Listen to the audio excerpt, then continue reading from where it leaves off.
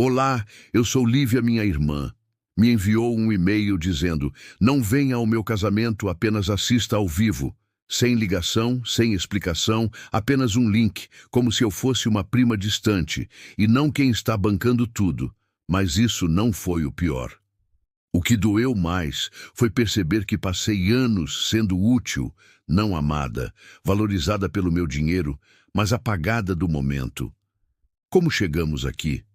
Por que ninguém a impediu? O que você faria se as pessoas mais próximas decidissem que você é só conveniente? Deixe-me contar o que aconteceu depois. Era pouco depois das 18h01, quando cliquei em confirmar na última transferência. 50 mil reais sumiram em menos de 5 segundos, como se não fosse quase metade da minha parte na casa. Recostei-me na cadeira da cozinha, o cheiro de pão queimado ainda pairando desde o café da manhã que mal comi. Pelo viva voz à minha frente, minha mãe falava por cima de mim de novo, e a Clara disse que talvez conseguisse incluir a parede de orquídeas se desistíssemos do quarteto de cordas. Pensei, não acho que a Tânia quer perder o quarteto. Não foi o que ela disse antes, comentei. A Vânia retrucou. Deixa a noiva decidir. Você não é quem vai se casar. Mordi o lábio e pisquei em direção à geladeira. Lá estava de novo. A voz da Tânia veio em seguida, animada, mas carregada. Relaxa, Lívia, você fez o bastante, fica na sua, tá? Era a terceira vez naquela semana que ela dizia, fica na sua, como se tudo o que eu tivesse feito fosse atrapalhar. A ligação terminou com mais alguns comentários passivo-agressivos que não devolvi. Fiquei sentada por mais um tempo, relendo a confirmação da transferência no monitor. 50 mil em cima dos 20 mil que já havia adiantado. Local, buffet, guardanapos personalizados, até a validação de estacionamento. Tudo para alguém que não deveria fazer disso algo sobre si mesma. Estava financiando bastante o dia de outra pessoa. Mais tarde à noite, estava encolhida no sofá, folheando o tablet sem foco, quando o grupo da família vibrou. A Tânia compartilhou uma pasta de fotos do brunch do fim de semana passado, algo que a Clara insistiu para o site do casamento. O álbum tinha 17 fotos. Em duas eu aparecia numa, estava borrada ao fundo, servindo champanhe. Na outra, cortada na altura do ombro, como um fantasma atrás do macacão de seda da Tânia. Ampliei essa, nem uma sombra do meu rosto, apenas uma sugestão de minha presença. A legenda dizia, tão grata a todos que tornaram este momento especial. Fiquei olhando a tela por um minuto inteiro, até um ping soar. Um texto da Clara. Obrigada de novo pelo pagamento do fotógrafo, Lívia. As fotos ficaram lindas. Não respondi. O que diria? Obrigada por me apagar com estilo. Coloquei o tablet suavemente na mesinha de centro e caminhei até a varanda dos fundos. O ar da primavera estava morno, mas leve, com vento suficiente para balançar os arbustos. A luz da varanda piscou uma vez, antes de se estabilizar. Apertei o cardigã e me sentei na velha cadeira de vime que o papai restaurou há 5 anos. Os almofadões eram novos, mas nunca troquei o quadro rangente. Havia algo honesto no jeito como ele gemia sob o peso. O copo de vinho na mesa estava cheio. Não o toquei. Fiquei ali, encarando o vazio, como se uma linha invisível tivesse sido traçada no meu mundo. O silêncio daquela noite era diferente, nem triste, nem pacífico, apenas cheio. Zumbia nos ouvidos como estática, talvez porque finalmente ouvia meus próprios pensamentos após meses. Sussurrei. Para ninguém, nem para mim mesma, na verdade. Paguei pela celebração da família porque me sinto como se devesse me desculpar por aparecer. As palavras ficaram no ar. Não peguei o celular, não rolei as mensagens que com certeza se acumulariam pela manhã. Pode ligar para a confeitaria? Pode pagar o saldo final dos tecidos? Pode pegar o acessório de cabelo da Tânia na loja? Nunca diziam por favor, nunca diziam obrigada. Só achamos que você não se importava. E talvez não me importasse. Por um tempo, a conveniência de ser necessária bastava. Ser útil significava não ser ignorada. Mas naquela noite, percebi algo pior que ser invisível. Ser visível apenas quando queriam algo. Uma brisa passou, fazendo os sinos de vento, que a Tânia chamava de bregas, tilintarem. Gostava deles. O som lembrava que algumas coisas fazem barulho mesmo sem serem vistas. Lá dentro, as luzes da cozinha ainda estavam acesas. A tela do laptop escurecera, mas eu estava bem acordada. Fiquei na varanda mais que o usual, até a luz da casa diminuir e a brisa trazer um frio que lembrava que a noite não esperava por ninguém. Finalmente levantei, estiquei as pernas rígidas e entrei, fechando a porta deslizante com um clique suave. Ao subir para o canto do meu escritório, eram quase 21h30. Acendi o abajur, liguei o laptop e abri a planilha de orçamento. As despesas do casamento ainda estavam lá, linha após linha, número após número, tudo ligado à minha conta. Taxas da Clara, pedidos de guardanapos, depósito do bolo de 4 andares, que a Tânia jurava não viver, sem recostei-me, esfregando a ponte do nariz, quando o telefone tocou. Mãe iluminou a tela. Hesitei, deixei tocar 1, 2 vezes, então atendi. Oi, disse, sem emoção. Ela foi direta. Só checando. Como você está aguentando? Ouvi que a Tânia está um pouco tensa. Tensa? Era assim que ela chamava. Tô bem, respondi, um pouco cansada. Uma pausa, seguida por um suspiro baixo. Lívia, escuta. Sua irmã está sob muita pressão. É o grande dia dela, tem muitas coisas rolando. Você sabe como é. Não respondi de imediato. Ela continuou, sei que você sempre foi a equilibrada, a lógica, e respeito isso, mas talvez agora seja a hora de deixar a Tânia brilhar. Você teve sua carreira, sua independência, ela só tem isso. Lá estava o roteiro familiar.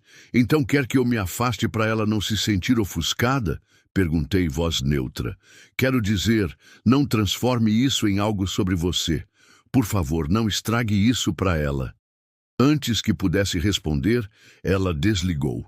Fiquei olhando o telefone atônita, não por já ter ouvido isso, mas porque dessa vez não doeu tanto. Voltei à planilha, abri a pasta de fornecedores, cliquei em recibos. Não fazia isso por reconhecimento, desisti disso anos atrás. Mas também não para ser apagada. Outro ping. Um e-mail da Tânia, assunto, lista de convidados finalizada. Sem saudação, sem oi, irmã. Apenas, após conversar com o Pedro e a família dele, decidimos manter a cerimônia bem pequena por limitações de assentos e algumas sensibilidades do lado dele. Achamos melhor que você assista virtualmente. Enviaremos um link privado. Meu estômago apertou. Isso vai manter tudo tranquilo e sem drama. Espero que entenda. Em itálico no fim, como piada descartável. Não leve a mal, RS. Fiquei olhando a tela, sem piscar, congelada. Fui convidada a assistir o casamento da irmã por uma tela, como uma estranha, uma conhecida distante. Não a que cobriu quase todas as contas. Sem saudação, sem pedido de desculpas, nenhum obrigada. Só um link. Fiquei imóvel por um tempo, mãos planas na mesa. O escritório parecia mais frio. Olhei o copo de vinho que trouxera, ainda cheio, intocado. Reli o e-mail, então cliquei em responder. Digitei 4 palavras. Tá bom, aproveita teu dia. Sem pontuação, sem emoção, só precisão. Enviei, fechei o laptop e levantei. Lá embaixo, a casa estava silenciosa. Despejei o vinho na pia, lavei o copo, sequei-o, cada movimento firme. Não chorei, não gritei. Só soube que algo mudara, algo que não podia nomear, mas parecia permanente. Subi e deitei, o ventilador zumbia abaixo. O e-mail vibrou novamente, um convite de calendário com o link ao vivo. Virei o celular para baixo na mesinha e apaguei a luz, mas não dormi, não ainda. Enquanto planejavam poses perfeitas e centros de mesa floridos, eu fazia meu próprio plano, um que não incluía ser tratada como reserva, nem implorar para ser vista. O sol nem raiara quando levantei, sem alarme, sem barulho. só a quietude pesada que se sente quando o corpo desiste de fingir descanso. Calcei os tênis, peguei um moletom do gancho. O céu estava azul escuro, começando a se abrir em cinza. Não levei o celular, não precisava checar a hora para saber que era cedo demais para outros estarem por aí. Era o ponto. As ruas estavam calmas. Só o clique ocasional de um aspersor ou o farfalhar de uma lixeira torta pelo vento da noite. Caminhei sem pensar no destino. Os pés pareciam saber algo que eu não, como se decidir que seguir em frente era melhor que ficar parada. Passei pela casa da Dona Rosa, a luz da varanda acesa, o leve cheiro de alecrim vindo do jardim, me lembrando quando levei sopa após sua cirurgia e a Tânia chamou de água marrom com ego. Não ri na época e definitivamente não ria agora. Meu passo desacelerou na esquina onde as árvores sombreavam a calçada, o bastante para me sentir invisível. Foi a primeira vez que notei o quanto isso era bom. Invisível, mas não ignorada. Sem expectativas, sem lembretes de ser a responsável ou a irmã, com o emprego de verdade. No fim da rua, entrei num parque pequeno. Os bancos estavam úmidos de orvalho matinal, os balanços imóveis, como se também não tivessem mais o que dizer. Sentei no banco mais afastado, sob o poste quebrado. Meu lugar desde antes da Tânia ter seu primeiro namorado, antes de comprar minha casa, antes do Pedro ser nome em nossas vidas. As memórias vieram, não altas, não rápidas, apenas firmes, como água sob uma porta. Lembrei de um jantar há 6 anos, quando recebi o prêmio Estrela em ascensão da firma. Um grande feito, mesmo que ninguém em casa entendesse bem. Levei a placa, boba como criança, exibindo prova de ortografia perfeita. Comemos na casa da Tânia. O Pedro estava lá. Minha mãe elogiou a toalha antes de perguntar se a Tânia finalmente moraria com ele. Sorri, acenei. Disse a mim mesma que não era intencional, que era só uma questão de tempo, que talvez não soubessem expressar orgulho, que a Tânia precisava mais da luz. Contei muitas coisas a mim mesma. Sentada ali, não senti raiva, senti exaustão. Exaustão de ensaiar desculpas por eles, cansada de traduzir desrespeito em neutralidade, farta de rebatizar silêncio como graça. Um momento voltou mais claro que os outros. Peguei o celular, rolei as mensagens de voz antigas. Lá estava, do inverno passado, o dia em que contei à mãe que pensava em abrir meu próprio escritório. Ela ligou tarde, salvei a mensagem, pressionei play. A voz era mais suave, talvez cansada, talvez tentando soar gentil. Lívia, sei que tá passando por muito, mas você sempre foi a constante. Tenho orgulho, juro. É só que só tenho esperança na sua irmã. Ela é nossa última chance de uma família normal, sabe? Clique. Fiquei ali, segurando o telefone como se pesasse mais. Não chorei. Chorei na primeira vez. E nas 10 seguintes, reprisava quando precisava de motivação, quando me sentia fraca e queria lembrar por que insistir, por que aceitar não ser o bastante. Mas não dessa vez. Passei o dedo na tela, então toquei excluir. A tela piscou e sumiu. Não arquivado, não movido, apenas gone. Senti o primeiro rompimento da corrente. Recostei-me no banco, a madeira fria através do moletom. Um cachorro latiu ao longe. Uma porta bateu, o dia começava, mas eu não corria para alcançá-lo. Pela primeira vez, não provava nada. Fui a pacificadora, a consertadora, a que alisava dramas familiares como rugas num pano barato, mas paz não deveria custar a dignidade. E consertar algo implicava valer a pena. Não tinha mais certeza disso. Levantei, estiquei as pernas rígidas pelo frio. A volta foi mais lenta, notei mais. Caixas de correio precisando de tinta, ervas entre as calçadas, pássaros discutindo numa árvore. Em casa, fiz chá, sem celular, sem laptop, só água quente, uma caneca e silêncio que não parecia punição. Pela primeira vez na vida adulta, excluí mais que uma mensagem. Deletei a ideia de dever. explicações por cansar de ser chamada só quando não custava nada. Os dias seguintes passaram com um peso que só se nota quando se assenta no peito. Mantive-me ocupada. Trabalho, compras, tarefas inúteis só para sair de casa. Qualquer coisa para não pensar ou ficar parada. Mas o ensaio do jantar estava chegando, e eu prometera estar lá. Cheguei 20 minutos antes, vestida simples, mas arrumada. Vestido cinza pombo, brincos de pérola, salto baixo, nada chamativo. Não queria atenção, embora parte de mim se perguntasse o que mudaria. O manobrista pegou meu carro sem palavra. Ao entrar no lobby do hotel, passei por uma placa no cavalete. Ensaio de jantar de Tânia e Pedro, salão principal. Abaixo, uma lista impressa em script elegante. Agradecia os pais do Pedro, amigos próximos, a equipe de planejamento e eventos Clara. Meu nome não aparecia. Li 2 vezes, depois me afastei, fingindo ajustar o brinco enquanto a Clara se aproximava. "O salão está incrível", disse com um sorriso. "Você fez isso acontecer." Acenei. "Que bom que deu certo." E ela seguiu, já atraída por fornecedores acenando. Fiquei na entrada o bastante para estabilizar a respiração antes de entrar. O ambiente era bonito, admito. Centros altos, cartões de nome, taças de borda dourada, menus em papel artesanal. Achei meu lugar na mesa 14, encostada num canto perto do corredor dos funcionários. Banheiros a poucos passos, a cada abertura da porta, cheiro de alvejante e algo cítrico me atingia. Meu vizinho era um primo que não via desde o colégio, e uma mulher que mal reconheci, que perguntou: "Você é a irmã, né?"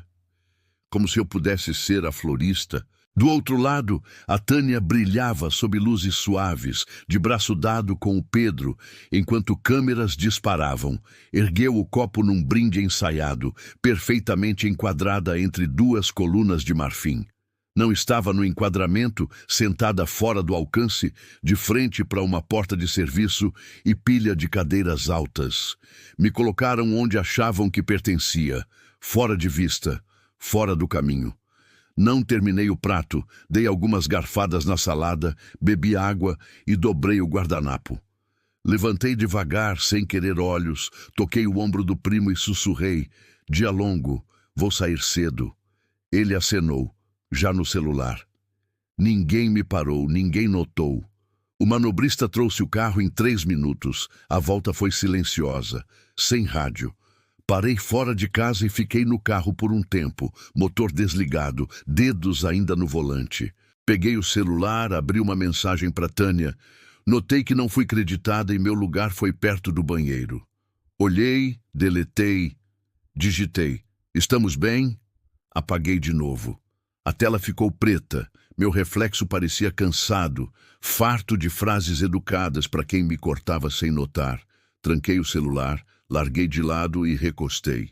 Um pensamento flutuou, claro e firme, sem mais entradas suaves. Lá dentro, a casa estava quieta.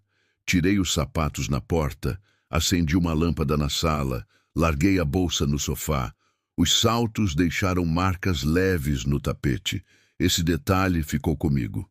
Peguei água, bebi devagar, encostada no balcão, nem zangada nem amarga, resolvida. Mandaram uma mensagem, não com palavras, mas com ausência, e eu a recebi não só no e-mail, não só no assento perto do banheiro, mas em cada espaço vazio onde reconhecimento deveria estar.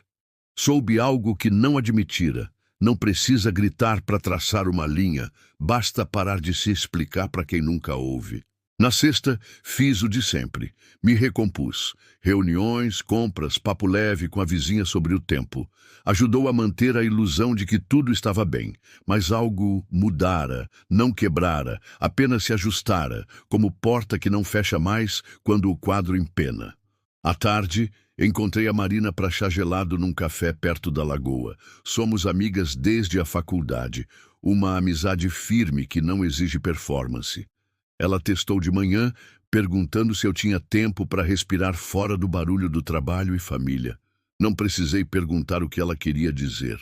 A varanda estava meio sombreada, o ar carregava um calor pegajoso. Mexe o gelo no copo enquanto a Marina folheava o cardápio de sobremesa sem ler. Ela preparava algo, dava para ver pelo jeito que batia as unhas no vidro. Lívia, começou sem olhar. Não ia dizer nada, mas não dá para fingir mais. Olhei para ela. Tá. Ajudei a Tânia a finalizar o layout das mesas semana passada. Ela estava estressada, entendo, mas riu e disse: enquanto minha irmã pagar, estamos bem. As palavras exatas. O silêncio engrossou. Não reagi de imediato. A Marina continuou, voz mais baixa, como se enterrássemos um corpo. E ainda disse: ela nunca desiste. Riu como se fosse piada repetida. Recostei o plástico da cadeira cravando na espinha. Mãos fechadas, como se voassem pela mesa. Ela não está errada, disse por fim, voz nivelada. Ainda não.